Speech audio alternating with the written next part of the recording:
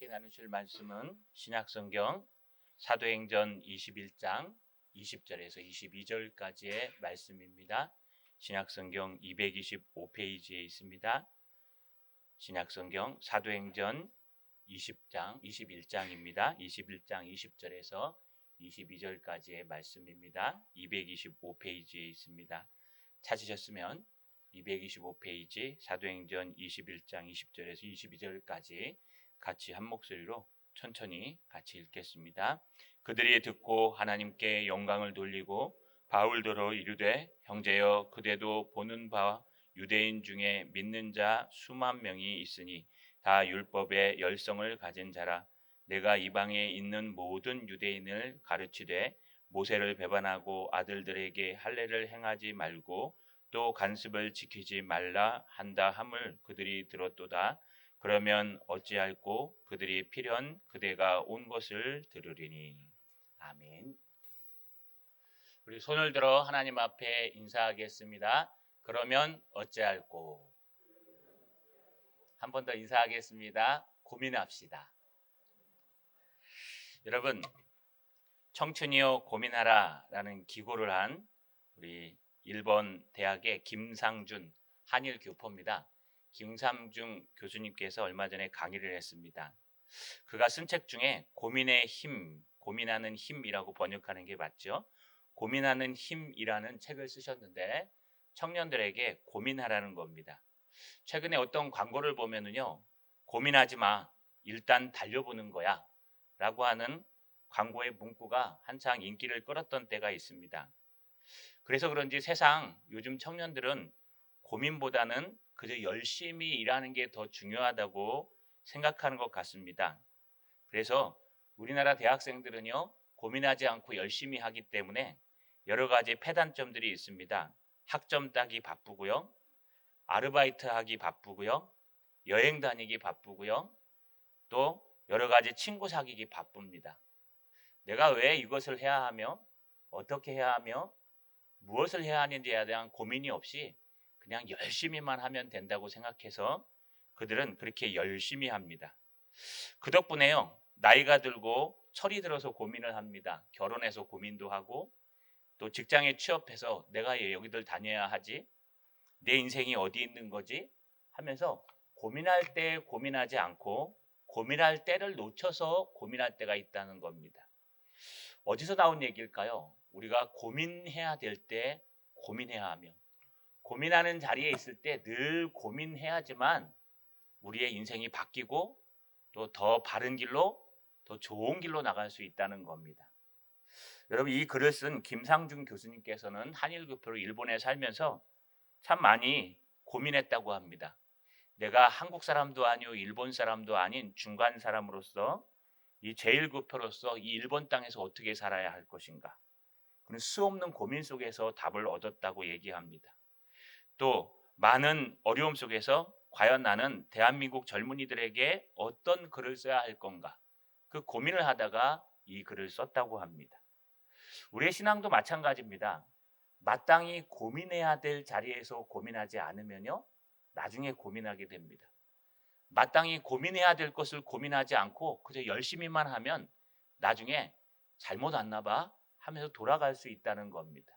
자, 여러분, 오늘 말씀을 통해서 신앙의 고민을 하는, 그러면 어찌할꼬, 그러면 내가 어떻게 하면 좋을까, 그러면 우리가 어떻게 하면 바른 길로 갈 수 있을까, 신앙의 고민을 하는 저 여러분 되시기를 주님의 이름으로 간절히 소망합니다. 사도 바울은요, 예루살렘에 도착했습니다. 그리고 나손의 집에서 환영을 받았습니다. 그럼에도 불구하고 사도 바울은 바로 그 다음날 일찍 일어나서 형제들과 함께 예루살렘 교회를 담임하고 있는 야고보와 또 여러 장로님들을 찾아갔습니다. 사도 바울은 열심히 선교 보고를 했습니다. 1차 선교여행은 보고했기 때문에 2차 선교여행부터 3차 선교여행까지 약 13년 이상 되는 기간, 10년 정도 되는 기간을 열심히 보고를 합니다. 얼마나 열심히 보고했나, 낱낱이 하나하나 다 보고했다고 합니다. 이 얘기를 들은 사람들이 와, 바울로 대단하다라고 한 게 아니라 오히려 모두 다 듣고 나서 하나님 앞에 영광을 돌렸습니다. 왜 그랬을까요? 그 앞에 읽어보시면 사도 바울이 자기 자랑을 한 게 아니라 이때까지 나를 이곳으로 인도하신 것은 하나님의 은혜니라. 내가 그 1차, 2차, 3차 전도여행 속에서 각 지역마다 복음을 전할 때 하나님의 은혜로 가능했다. 나를 통해 하신 하나님의 은혜를 자랑했기 때문에 모두가 사도 바울이 대단해 라고 얘기하지 않고 하나님께 영광을 돌렸다고 말하고 있습니다. 그런데요, 이 사도 바울 앞에 문제와 은혜가 함께 서 있습니다. 여러분, 우리 항상 기다려 보시면 문제와 은혜가 같이 옵니다. 문제가 오면 은혜가 따라오고요, 은혜가 오면 문제가 따라옵니다. 이 문제와 은혜는 동전의 양면처럼 뗄래야 뗄 수 없는 관계를 가지고 있습니다. 왜냐하면 하나님께서 주시는 은혜는요, 우리 인간의 속성에 반할 때가 많기 때문에 그렇습니다. 여러분, 여기 은혜가 있고 또 문제가 있는데 무엇부터 들으시겠습니까? 좋은 소식이 있고 슬픈 소식이 있는데 무슨 소식부터 들으시겠습니까? 여러분, 그 얘기랑 똑같은 겁니다. 여러분, 먼저 은혜는 무엇입니까? 오늘 본문에 보니까 20절에 이렇게 기록합니다. 그들이 듣고 하나님께 영광을 돌리고 라고 얘기하면서 바울더러 이르되 형제여, 그대도 보는 바 유대인 중에 믿는 자 수만 명이 있으니 다 율법의 열성을 가진 자라. 요 한 구절 속에요, 은혜와 문제가 동시에 등장합니다. 은혜는 무엇일까요? 이 본문에 보니까요, 유대인 중에 믿는 자 수만 명이 있었대요. 근데 이 앞에 보니까 형제여, 그대도 보는 바, 그러니까 지금 사도 바울이 서서 계속 하나님의 말씀을 낱낱이 보고할 때 성도들이, 이 예루살렘 교회 안에 성도들이 모여든 것 같습니다. 그리고 그 주변에 예루살렘 오순절 성령 강림 사건, 또 오순절 절기를 지키기 위해서 온 각 전국에서, 전 세계에서 모여든 유대인들이 있었던 것 같아요. 문제는 뭐냐 하면 그들이 어떤 사람이냐, 유대인 중에 믿는 자였다는 겁니다. 유대인이 누굽니까? 태어나면서부터 아브라함의 자손이라고 구원의 확신을 갖는 사람이에요. 난지 8일 만에 할례를 하고 나서 그 할례를 볼 때마다 나는 하나님의 자녀야, 나는 오늘 죽어도 천국 가, 라는 확신을 가진 사람입니다. 뿐만 아닙니다. 유대인들이 누굽니까? 여러분, 유대인들은 하나님의 말씀, 모세가 준 그 율법을 붙들고 날마다 살아가는 율법 위주의 사람들이었습니다. 또 유대인들은 누굽니까? 살아계신 하나님을 섬기는 우리보다 더 구원의 확신이 확실한 사람들이었습니다. 그런데 그 유대인들이 유대교를 버리고 예수 믿는 사람으로 변한다는 건 여러분, 정말 기적 같은 일입니다. 이런 일들이 언제 일어났습니까? 오늘 사도 바울이 그 이야기를 하는 것은 베드로가 앞에서 2번 설교했을 때 놀라운 역사가 일어났습니다.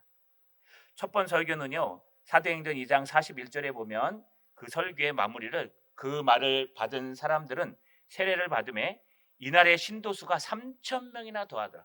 첫 번째 성령 받은 베드로가 설교 한 편 하는데 3,000명이 세례를 받고 예수 믿고 돌아왔어요. 두 번째 설교는 사도행전 4장 4절에 말씀을 들은 사람 중에 믿는 자가 많으니 남자의 수가 약 5천이나 되었다. 남자만 5천 명이 됐다는 겁니다. 그러면 남자 말고 여자까지 합치면 제가 항상 3 곱해야 된다 했죠. 4나? 그러면 한 2만 명이 들었다는 거예요. 지금 이 베드로의 2번의 설교로 유대인과 헬라 사람들이 모인 무리 속에서 여러분, 그렇게 바뀌지 않은 헛된 신앙을 갖고 있었던 유대인들이 예수를 믿게 되는 놀라운 역사가 성령의 은혜로 2번이나 일어났습니다. 그래서 초대교회 성도들은 못돼도 한 10,000명 정도는 됐을 것 같아요. 근데 문제가 하나 생겼습니다. 어떤 문제냐면은 스데반이 순교를 당합니다. 예수 믿는 사람들의 정체를 깨달은 유대인들이요, 지금 이 말씀을 전하고 있는, 복음을 전했던 사도 바울의 주도에 따라서 스데반을 순교시킵니다. 그리고 나서 외부 유대인들이 다 뿔뿔이 흩어져서 자기의 신앙을 위해서 찾아갑니다. 안디옥에도 가서 교회를 세우고, 저 인도 쪽에도 가서 교회를 세우고, 많은 유럽 쪽에도 가서 교회를 세우는 놀라운 일들을 합니다. 문제는요, 유대인들이 누구냐는 겁니다. 유대인들이 과연 다 그 사람들이 유대인이었을까요? 그렇지 않습니다. 근데 문제는요, 이 유대인들이 여전히 그들이 수만 명이나 된다는 거예요.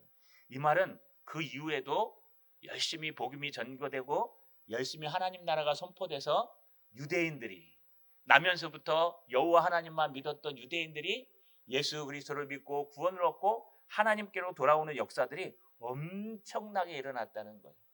사도 바울이 이 선교 보고를 하고 있는 이 순간 유대인들의 숫자가 적어도 수만 명이나 모여서 예배를 드리고 있다는 겁니다. 여러분 얼마나 대단합니까? 얼마나 큰 은혜입니까? 누군가가 없어지면은 그 자리가 빵꾸가 날 것 같습니까? 전혀 그렇지 않아요. 누군가가 이 지역에 없으면 아무것도 못할 것 같아요? 그렇지 않습니다. 하나님은 또 다른 사람을 써서 사용하십니다. 우리 교회가 안 하면 다른 교회를 쓰실 거예요. 제가 안 하면 다른 목사를 보내실 거예요. 여러분 우리가 안 하면 다른 사람들이 할 거예요. 하나님의 사명은 딱 있는데 이것을 누가 할까 우리는 고민해 봐야 됩니다. 주님, 내가 여기 있사오니 나를 보내 주시옵소서. 주님, 우리 동산교회가 여기 있사오니 우리를 보내 주시옵소서. 우리가 하지 않으면요 다른 옆교회들이 합니다. 우리가 하지 않으면요 다른 사람이 합니다. 아유, 내 없으면 되나 보자. 네, 여러분 우리가 없으면 또 다른 사람은 하나님은 채워주세요. 왜냐하면 우리가 하는 게 아니라 하나님이 하시는 거기 때문에 그렇습니다. 보십시오. 유대인들이 지금 핍박하고 다 도망가고 이제 유대인들이 예루살렘에 없을 거야. 아니요, 오순절이라고 모여들었는데 수만 명이 모여들었다는 거예요. 아마 유대국 사람들은 절망할 거예요. 야, 쫓아내도 또 오네.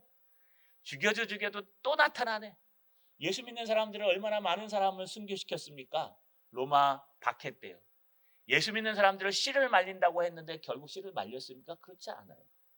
히틀러가 유대인들을 씨를 말리려고 했는데 아우슈비츠라는 아주 유명한 감옥까지 만들어서 독살하고 비누로 만들고 유대인들의 씨를 완전히 낱낱이 없앤다 했는데 없앴습니까? 아니, 못 없앴습니다. 왜냐하면 여러분 하나님이 하시기 때문에 그런 겁니다. 하나님의 은혜로 지금 13년 이상 사도 바울이 지금 전도를 하고 돌아왔는데 오히려 유대인들의 수가 줄어야 되는데 그 핍박 속에서도 그 기근 속에서도 유대인의 믿는 자의 수, 특히 유대인의 믿는 자의 수가 수만 명이나 될 정도로 여러분 성장하고 부흥하고 바뀌었다는 겁니다. 이게 하나님의 은혜입니다. 그런데 문제가 하나 또 같이 등장합니다. 문제는 뭐냐 하면요, 여러분 눈치채셨는지 모르겠지만 오늘 읽으신 본문 끝에 보시면 다 율법의 열정을 가진 자라, 다 율법의 열성을 가진 자라, 열심을 가진 자라. 제가 이 열심이라는 단어에 대해서 우리 예전에 데살로니가 전서할 때 말씀드렸습니다. 열심이라는 단어가 헬라어로 젤로라는 단어입니다. 이 젤리라고 이렇게 생각하시면 돼요. 젤리가 끈끈해갖고 잘 안 떨어지지 않습니까? 이 열심이라는 것은 끈적끈적한 거예요. 열심이라는 것은요 이루어질 때까지 끈적끈적하게 붙어 있는 거예요. 근데 중요한 게 이 열심이란 단어 뒤에 어떤 목적어가 오냐에 따라서요 똑같은 열심이라는 단어가 시기, 질투라는 단어로 바뀌기도 하고 또 열심, 열정이라는 단어로 바뀌기도 합니다. 그래서 여러분 열심이라는 젤로 뒤에 하나님의 사역과 하나님의 일이 딱 바른 하나님의 일이 붙으면요 요게 열심이 됩니다. 사도 바울이 열심으로 전도하였더라. 베레아 사람이 과연 그런가 열심으로 살펴보았더라. 이 젤로라는 단어는요 바로 열심을 얘기합니다. 하나님의 말씀이 그런가 살펴보고 하나님의 사역을 열심히 하고. 그런데 데살로니가 전서에 가보시면요 데살로니가에 가 있는 사도 바울을 공격하기 위해서 열심 있는 유대인들이 사도 바울을 시기하였더라 할 때 그 시기해가 열심이에요. 왜 하나님을 믿는 유대인들이 이렇게 시기했을까요? 우리는 하나님을 믿고 열심히 하고 있는데 저게 갑자기 바깥에서 굴러 들어와가지고 그게 아니라 그러고 예수의 복음을 전하고 다 고쳐야 된다 그러고 막 그러니까요. 그 예수 그리스도를 향한 바울의 열심을 그들이 보기에는 자기의 것을 뺏어가니까 내 자존심과 내 위치와 내 역량과 내 권위와 나의 인기와 모든 걸 뺏어가니까 뭐라 그래요? 질투하기 시작하는 거예요. 그들도 처음은 하나님을 믿었습니다. 근데 시간이 갈수록 사람이 중요합니다. 그래서 권력이 중요하고 명예가 중요하고 어느 라인을 타야 되고 누구랑 줄 서야 되고 누구와 함께 하냐에 따라서 자기 힘이 세지거든요. 그러니까 그들도 정치하기 시작하고 이것 하기 시작하고 저것 하기 시작하니까 그들의 처음 열심을 사라져 버리고요. 오히려 사람들을 붙들고 사람들과 씨름하는, 여러분, 시기하는 사람이 되었다는 거예요. 이게 우리 인간의 딜레마입니다. 여러분, 이들이 정말 하나님의 복음을 받고 유대인인데도 불구하고 내가 할례도 행했고 또 여러분 안식일도 지키고 또 매 절기마다 성전에 와서 제사 드리고 또 시온산 밑에 사는 예루살렘에 살고 이 구원의 확신을 누구보다도 더 많이 갖고 있던 그들이 너 그거 갖고 안 돼. 예수 믿는 것으로 구원받아야 돼. 바꿔야 돼. 그럼 여러분 바뀝니까? 안 바뀝니다. 기타를 열심히 배우고 있는데요. 우리 스승님께서 한 말이 있습니다. 야, 처음부터 배우면 차라리 빠를 것 같다. 이미 손이 굳어져 가지고요. 습관이 돼 갖고 아무리 고치려도 고쳐지지가 않아요. 피아노 강사님께서 그런 말을 합니다. 아예 처음부터 아주 어렸을 때부터 피아노를 배우면 가르치기가 쉽대요. 손가락 집 타지하는 것랑 똑같이. 근데 나이가 들어서 배우면요. 이 손가락 고치는 게 더 어렵대요. 그래서 제발 하려면 어렸을 때부터 하라고 막 그러셨어요. 신앙도 똑같아요, 여러분. 우리의 신앙이 어려서부터 하나님 앞에 바르게 배워가면요. 나이가 들면요. 그 신앙에서 벗어나지 않아요. 그런데 우리의 신앙을 막 엉망으로 세상을 살았다, 신앙생활 했다, 안 했다, 뭐 세상 갔다 왔다 하면 경험은 많을지 몰라도요. 온전한 신앙, 바른 신앙으로 쭉 자랄 때는요. 삐딱삐딱 이렇게 올라가게 돼 있어요. 그런데 이 유대인들이요. 지금 아예 그냥 안 믿는 헬라 사람들은 예수 믿고 구원받나 봐. 그럼 우리 예수 믿으면 돼. 다른 이름으로서는 구원을 얻을 수 없나니 천하 인간에게 구원을 얻을 만한 다른 이름을 우리에게 주신 일이 없느니라. 아멘. 우리 예수 믿으면 구원받아.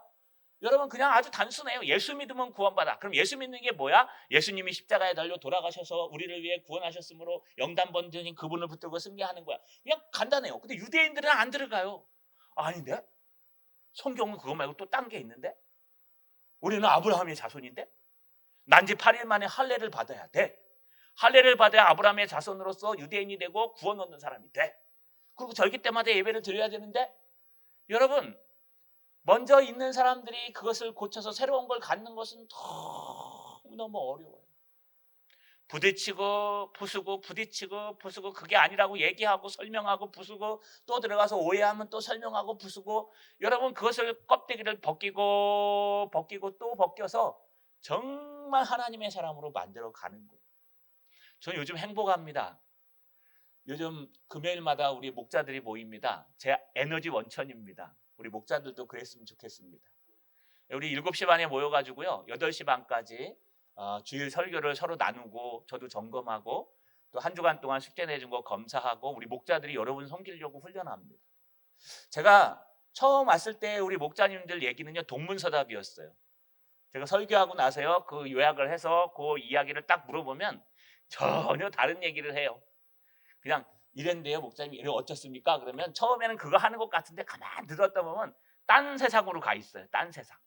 그 질문한 사람을 자기 세상으로 끌어들여서 질문한 저조차도 그 질문이 내가 한 게 맞나 싶을 정도로 얼마나 말을 잘하시는지 저를 갖다 그 세계로 끌고 가버려요. 저를 설득해버려요. 그런데 요즘은 안 그래요. 요즘은 질문하면요. 그 질문이 무엇인지 알아서 거기에 맞게 딱 부러지게 딱딱 대답하고 가끔 벗어나도 크게 벗어나지 않는 걸 봅니다. 이게 뭔지 아십니까? 훈련이에요. 훈련. 나도 모르는 사이에 내가 훈련돼서요. 하나님의 말씀을 듣고 소화하고 그 말씀을 가지고 내 삶에 적용해서 그 말씀을 가지고 적용한 내용을 삶을 발표하는 시간이 된 거예요. 얼마나 행복한지 모릅니다. 여러분. 별의별 얘기가 다 나오는데요. 이 얘기하면은 우리 목자들 못합니다. 그래서 안 됩니다. 여러분 중요한 게 뭐냐 하면요. 우리는 계속해서 바꿔가고 발전하고 바꿔가고 발전하고 양파 껍질을 까듯이 잘못된 걸 까버리고 다시 새로운 이유로 입히고 또 까버리고 새로운 일을 입히고 그래야지만 우리 신앙이 발전하는데 여기 유대인들은 지금 수만 명이 된 건 하나님의 은혜인데 그 수만 명이 대부분 어떤 사람이에요? 아직도 율법에 열심을 가진 자들이에요. 여러분 이 율법에 열심을 가졌다는 이 한 구절이 어떤 이야기를 하는 걸까요? 하나님을 향한 열심인데 그 하나님을 향한 젤로 열심이 하나님을 빙자한 율법의 열심이라는 거예요. 아니 똑같아요. 하나님을 향해서 열심히 예배드리고 하나님을 향해서 열심히 봉사하고 누가 봐도 하나님을 향해서 하는 것 같은데 그 뒤에는요 다른 암흑이 있어요. 그게 아니에요. 하나님을 향한 열심이 아니라 그 뒤에 딱 숨어가지고요. 나는 하나님을 위해서 하는 게 아니라 나를 위해서 하고 있어요.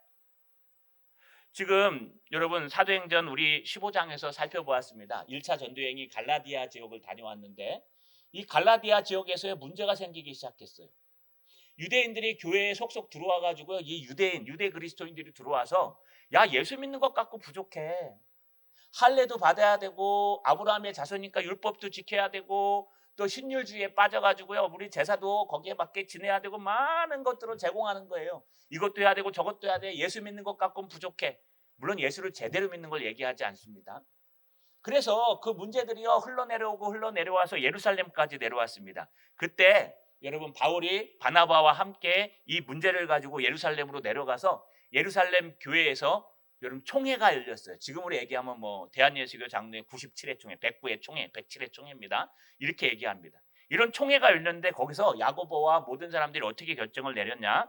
여러분 사도행전 15장 19절에 보시면 그러므로 내 의견에는 야고보입니다. 이방 중에서 하나님께로 돌아오는 자들을 괴롭게 하지 말고 다만 더러운 우상에 더러운 것과 음행에 목매어 죽인 것과 피를 멀리하라고 편지하는 것이 옳으니. 여러분 이거 율법은 구원과 관계없다는 거예요. 단지 유대인들이 처음부터 아브라함의 자손으로 믿고 시작했고 제사를 지내는 습관이 들어있고 안식일을 지키는 습관이 들어있기 때문에 그들을 배려해서 사랑하는 마음으로 배려해서 그들에게 율법의 짐을 지우지 말고 뭐 하라고요? 그냥 우상에 더러운 것. 여러분 우상에 더러운 거 우리도 안 먹지 않습니까? 여러분 가서 절 안 하시죠? 이런 거 우상에 더러운 것이에요. 이런 우상에 더러운 것, 또 음행과 목매인 것, 여러분 음행하는 것, 또 목매인 것, 또 피 흘리는 것, 살인하는 것 말이죠. 상해 입히는 것. 이런 것들만 하지 마라.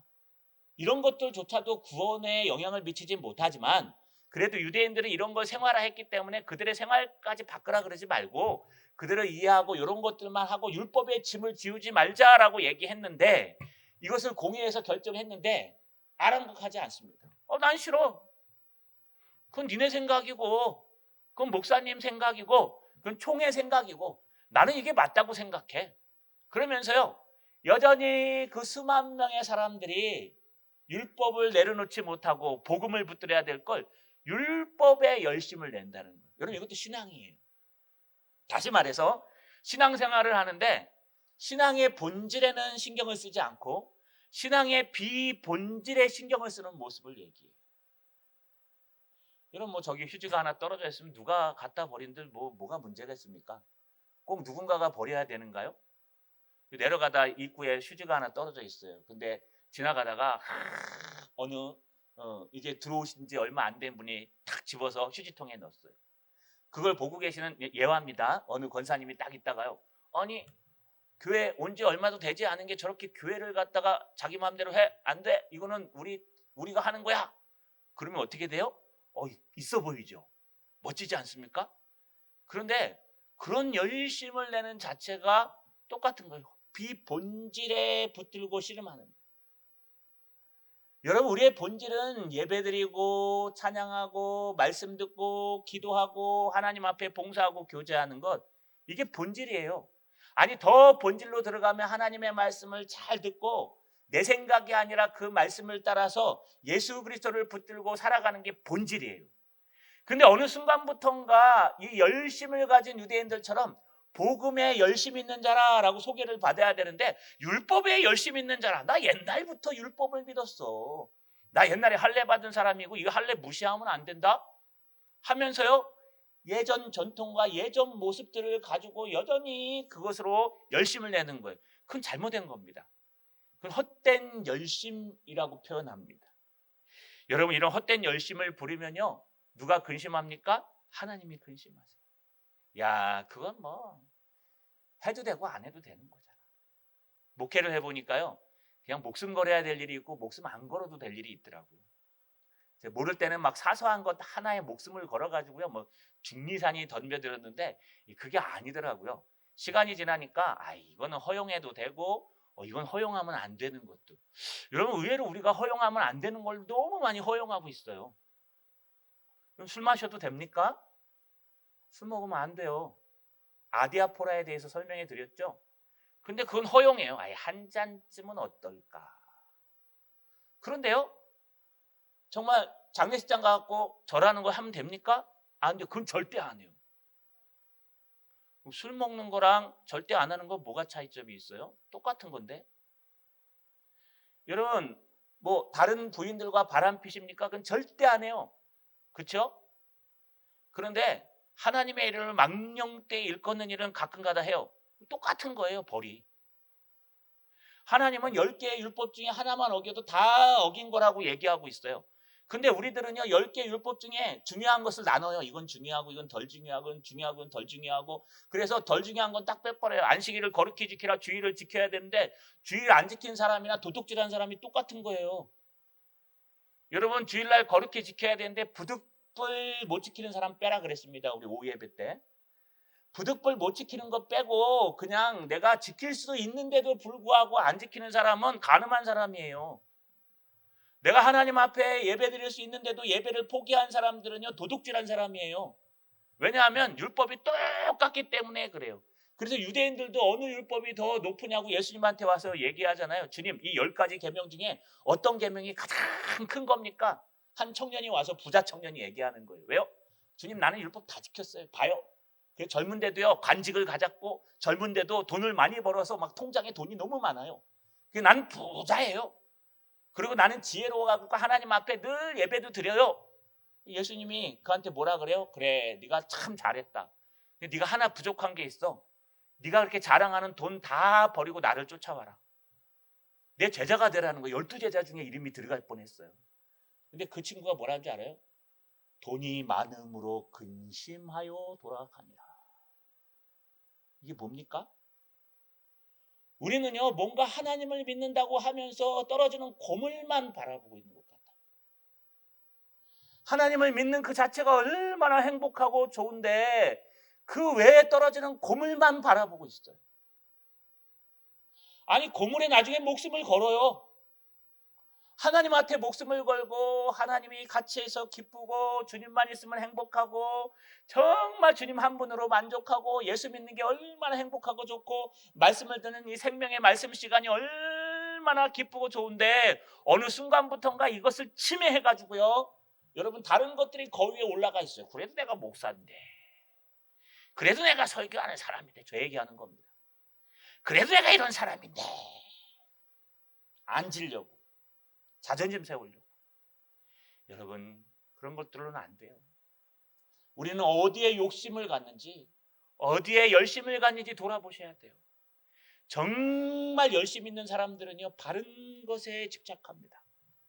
정말 열심 있는 사람들은 하나님 앞에 기도하는 일에, 하나님 앞에 말씀 듣는 일에, 하나님 앞에 찬양하는 일에, 하나님 앞에 교제하고 헌신하는 일에 최선을 다하는데 내가 하는 게 아니라 낱낱이 하나님이 나를 통해서 하시는 일들에 대해서 열심을 낸다는 겁니다. 자, 여러분 헛된 열심이 아니라 진정한 열성 있는 자들 되시기를 주님의 이름으로 간절히 소망합니다. 여기 진짜 열심 있는 자들이 등장합니다. 여러분 누구냐 하면 바로 야고보와 초대교회 장로님들입니다.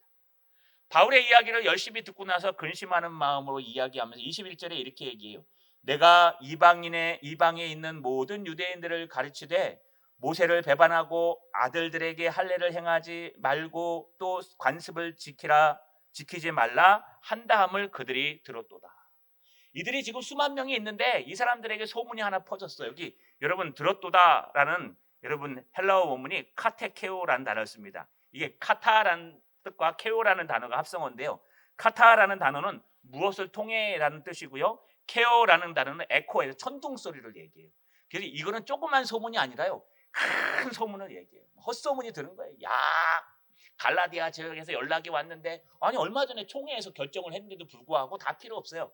갈라디아 지역에서 열정을 오고 막 바울이 지나갔던 교회들에서 소문이 막 들어오는데, 야, 사도 바울이 모세를 배반하라 그랬어.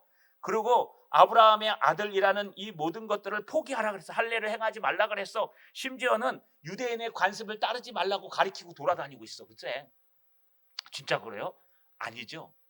야고보와 장로들은 알고 있는 거예요. 왜냐하면 이들은 사도 바울에게 성교 보고를 받았기 때문에 그런 뜻이 아니라는 것을 알고 있었어요. 그렇기 때문에 소문이 들어올 때마다 그게 아니야, 그게 그런 뜻이 아니라니까, 사실은 그게 아니야, 오해야. 여러분, 이 유대인들에게 모세를 따르지 말라는 것은 구원을 포기하라는 얘기예요. 유대인들에게 여러분 모세는 누굽니까? 애굽에 있던 모든 하나님의 백성들을 가나안 땅으로 출애굽시킨 사람이 모세예요. 홍해 바다를 가르고 건너게 한 리더자가 모세예요. 광야에 40년 동안 여러분 뺑뺑이를 돌면서 구름 기둥과 불 기둥과 먹을 것과 마실 것을 내린 사람이 모세예요. 하나님이 모세를 통해 한 거예요. 근데 이 모세를 배반해라? 그럼 무슨 뜻이에요? 너 구원 포기하라는 뜻이에요. 유대인들이 보기에 사도 바울은 이런 거 다 필요 없다. 예수 믿음으로 구원받는다. 예수 그리스도를 믿음으로 하나님의 은혜를 얻는다. 그러니까요. 놀라는 거예요. 그럼 모세의 율법은 뭐야? 필요 없는 거야? 우리 오후 예배에 율법 배우시죠? 10계명. 이제 5계명째 들어가야 되는데요. 아직 4계명 가운데 있습니다. 안식일을 거룩히 지키라. 제가 좀 설명하고 있어요. 왜냐하면 여러분들이 안식일에 대한 오해가 너무 많기 때문에 여러분 은혜만 있어야 되는 게 아니에요. 우리가 논리적으로 어떤 건지 누가 와서 물어보잖아요. 하나님의 교회 사람들이 와서 당신은 제사는 안식일이 성경에 금요일 날 해 질 때부터 토요일 날 해 질 때까지인데 왜 안식일 토요일 안 지키고 주일 날 주일 예배 지켜? 대답해 보세요. 은혜로 대답할 수 있어요? 야, 이게 네가 몰라서 그래. 성경 열심히 읽어봐. 성경에 있잖아요. 그런 대답들을 어떻게 해요? 여러분 은혜로 하는 게 아니라 공부해서 하는 거예요. 내가 관심을 갖고 공부를 하고 열심을 내야 그것을 알고 답변을 해주고 그런 답변 속에서 은혜가 나오고 발음이 나오는 거예요. 이런 답변이 없으면요. 여러분 토요일날 안식일을 지킨 주일날 안식일을 지키든 수요일날 안식일을 지키든 상관없어요. 이거 안식일 교회보다 더 심한 안식일에 잘못된 개념을 갖게 돼 있어요. 여러분 이게 무엇입니까? 이렇게 모세의 율법과 모세를 갖다가 멀리하라는 거 그런 뜻이 아닌데 그렇게 오해했다는 거예요. 심지어는요. 여러분 아들들에게 할례를 행치 말라. 할례를 하지 말래요. 할례를 하지 말라 그래가지고요. 여러분 할례하지 말라는 아브라함 자손을 포기하라는 얘기예요. 아니 심지어는 그들이 지키는 율법을 관습을 지키지 말래요. 이게 사도 바울이 지금 돌아다니면서 복음을 전하면서 떠들고 다니는 얘기라고 유대인들의 율법의 열심을 가진 사람들이 사도 바울만 보면은 지금 항의하고 잡아 죽이려고 하는 거예요. 여러분 그리스도인인데 같이 예수를 믿는데 다른 것들을 보고 있으니까요. 주님 예수 그리스도를 바라보는 사람을 이해를 못하는 거예요. 같은 길을 걸어가고 있는데 똑같이 걸어가고 있는데 동상이몽. 복음을 들고 가는 사람은 복음을 바라보는데 사람을 보고 가는 사람은 사람을 바라보고 있어요. 복음을 바라보고 가야 제대로 된 길을 가야 되는데 사람을 바라보고 길을 가니까 이 사람이 이 얘기하면 일로 가고 저 사람이 저 얘기하면 저로 가고. 제가 요즘 열심히 이렇게 전화 같은 걸 받습니다. 상담을 하고 제 꼴이에요. 그래도 열심히 여러분 구약 THM 아직 논문을 못 썼지만 하고 열심히 목회를 하다 보니까 연륜이 쌓이고 하니까 법적이거나 신앙적인거나 세례를 받을 때 어떻게 해야 됩니까? 물어러 와요. 장례식에 대해서. 그럼 한 번씩 설명합니다. 저는 그냥 이렇게 그동안 쭉 쌓여왔던 노하우라 한 번 말해준데 그분들한테는 그게 정말 물론 저도 배웁니다. 그러면서 저도 느끼는 게 내가 혹시 나는 딴 길로 걸어가고 있지는 않은가 목사인데 우리 동산교회를 다른 방향으로 인도하고 있지 않은가? 정말 하나님이 기뻐하시는 동산교회 모습은 어디에 있을까?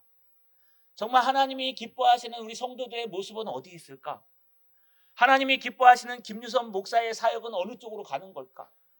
어제 여러분 왔다 가셨죠? 오신 분 못 오셔도 상관없습니다. 우리 교회 부목사님이 교회를 개척해서요.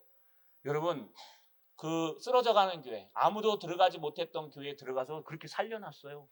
여러분들 어저께 가서 본 건 살아있는 교회예요. 저는 설립 예배하기 전에 폐쇄시키러 들어갔는데요. 이건 무슨 사람들이 다 울고 있고 막 고개 숙이고 있고 우리 유일하게 김혜기 목사님만 막 이러고 있어요. 어떻게 이 교회 세울라나 고민을 했는데 어제 가서 보니까 막 사람들이 밝음으로 특유의 에너지로 다 바뀌어 있더라고요. 너무너무 기뻤습니다. 노예에서 뭐라고 얘기하는 줄 아십니까? 동산교회가 큰 일을 했다. 여러분들은 관심 없죠? 우리 동산교회 피로값 주고 사신 우리 동산교회가 무슨 일을 하든 내가 와갖고 잘 먹고 잘 예배드리고 가면 되죠? 아니요. 하나님은 관심이 많아요. 하나님은 우리 교회에서 또 다른 교회를 세웠다는 이게 얼마나 큰지 몰라요.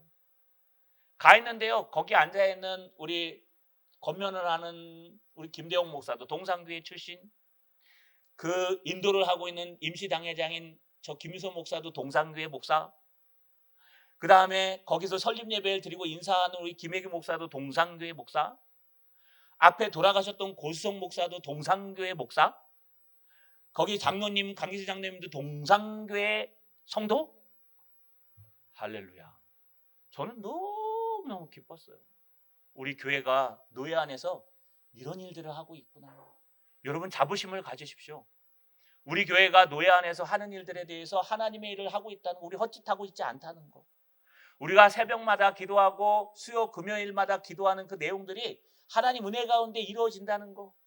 여러분 우리 선교사님도 똑같아요. 이상종 선교사님 얘기 들으십니까? 저는 페이스북에 가서 매일 봅니다. 답글도 달아주고. 총알이 빗발치는데 지금도 총알이 날아다닌대요. 가끔 가다가 무정부 상태라 아직 뭐 해소는 다 됐지만, 그런데요 유치부 아이들이 우리보다 더 많이 모여요. 예배 시간에 우리 주일 오전 예배 때 성도들이 우리 한 2배 이상 돼요. 우리보다 좁은데 꽉 모여가지고 목회를 하는데 내가 그랬어. 대형교회 목사네요. 그랬더니 막 웃어요. 여러분 그 우리가 하는 거예요. 지금 그분이 하는 건데 우리가 하는 거예요. 여러분 캄보디아에서 오신 민성덕 김성용 선교사님 앰뷸런스 비행기에 실려왔어요. 그게 몇 억이라 그러다 15억인가 1억 5천인가요? 비행기를 대절하는데 와가지고 빚쟁이가 다 됐어요.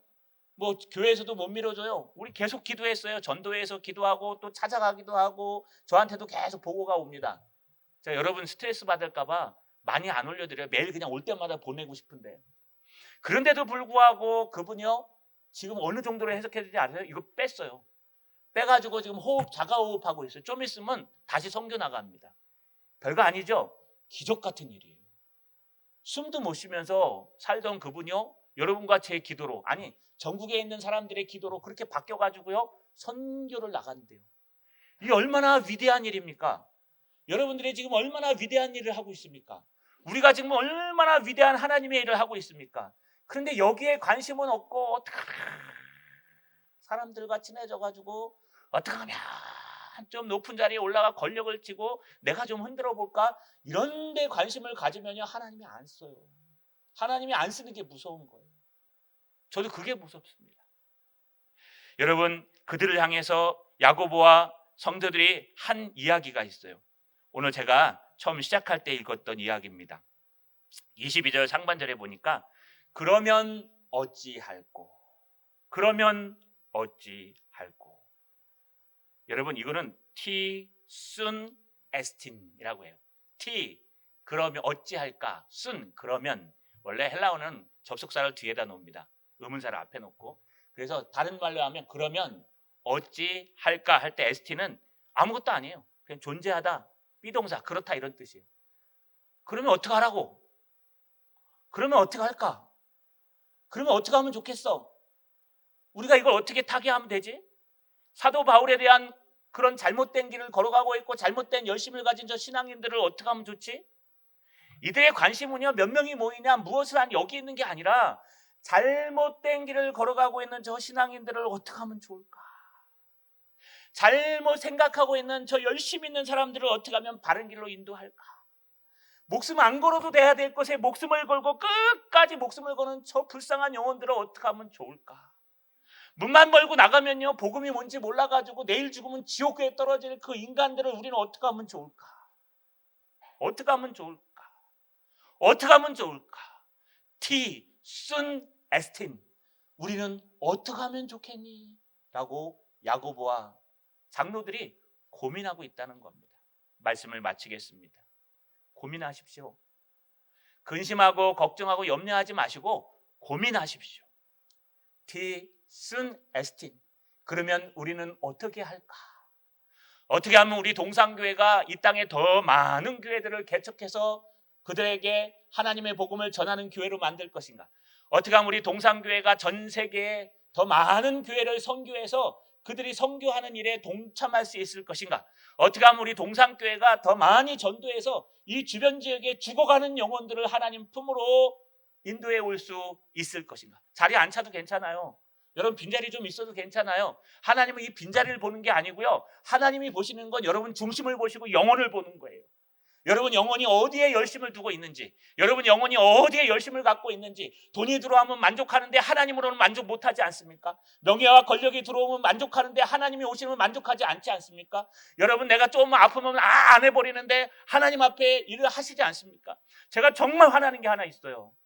교회는 못 와요. 근데 직장은 다녀요. 전화해갖고 찾아갔더니요, 운전하고 있어요. 바빠가지고 일로. 목사님 제가 바빠가지고. 여기 아닙니다. 오해하지 마세요. 제가 바빠가지고 내가 일하고 있어요. 여러분 막 돌아다닐 거 다 돌아다니는데 교회 오라니까 아파서 못 오겠대요. 몸이 아파서 교회는 못 가겠대요. 이제 집사람은 목회가 막 싫어져요. 짜증이 나고요. 야, 하나님 앞에 오는 거는 정말 힘들어서 운전도 못 해오겠고, 내 먹고 사는 일에 열심히 다니는 건 막 밤이고 낮이고 운전해갖고 막 돌아다니고. 여러분 하나님이 그 일에 축복하시겠어요? 하나님이 그 일을 축복하실까요? 안 그래요. 반면에요, 여러분 직장에 나가지도 못하는데 그 아픈 몸을 이끌고 새벽 기도에 나와가지고 기도하시는 분도 있어요. 그분 망하게 할까요? 안 그래요. 자, 여러분 다시 한번 돌아봅시다. 여러분은 어디에 고민하고 계십니까? 어찌할꼬. 제가 늘 얘기했습니다. 부득불 어쩔 수 없는 건 괜찮아요. 맡기세요. 하나님 앞에 맡기고 고민하고 미안해하면 돼요. 그런데 맡기지도 않고 다른 곳에 열심을 내지는 마세요. 정말 하나님 앞에 열심을 냅시다. 티순 에스틴. 그러면 내가 어찌하면 좋겠습니까? 하나님, 이 김유선 목사가 어찌하면 우리 동산교회가 다시금 세워져서 정말 모든 성도들이 하나님만 바라보고 열정 있게 예배하고 찬양할 수 있을까요? 주님, 어떻게 하면 이 동산교회가 이 지역을 살리는 하나님의 참된 교회가 될 수 있을까요? 주님, 어떻게 하면 이 교회가 전 세계의 선교사를 파송하고 그들을 후원하며 함께 눈물로 기도하고 단기 선교를 가서 현장을 보고 와서 막 울고 그런 하나님 나라의 귀한 일을 할 수 있는 큰 교회가 될 수 있을까요? 여러분 제발 같이 고민합시다. 하나님의 나라를 고민하고 하나님의 큰 사역을 고민해서요, 야고보와 장로님들처럼 하나님 나라의 큰 일꾼들 되시기를 주님의 이름으로 축원합니다. 전능하신 아버지 하나님, 고맙고 감사합니다. 우리는 무엇을 고민하고 있습니까? 혹 유대 그리스도인들처럼 자기의 전통과 자기의 자리와 자기의 권력을 고민하고 있지는 않습니까? 내가 어디 줄을 서야 더 단단한 권력을 얻을 수 있을지, 내가 어디에 서야 더 좋은 것을 차지할 수 있을지 아버지 하나님 고민하게 하옵소서. 정말 고민해야 될 것은 어떻게 하면 하나님 나라가 확장되며, 어떻게 하면 우리의 신앙이 성장하며, 어떻게 하면 이 지역에 죽어가는 영혼을 구원할 수 있을 것인지 고민하고 또 고민할 수 있는 참된 성도의 목사 될 수 있도록 도와주시옵소서. 예수님의 이름으로 기도하옵나이다.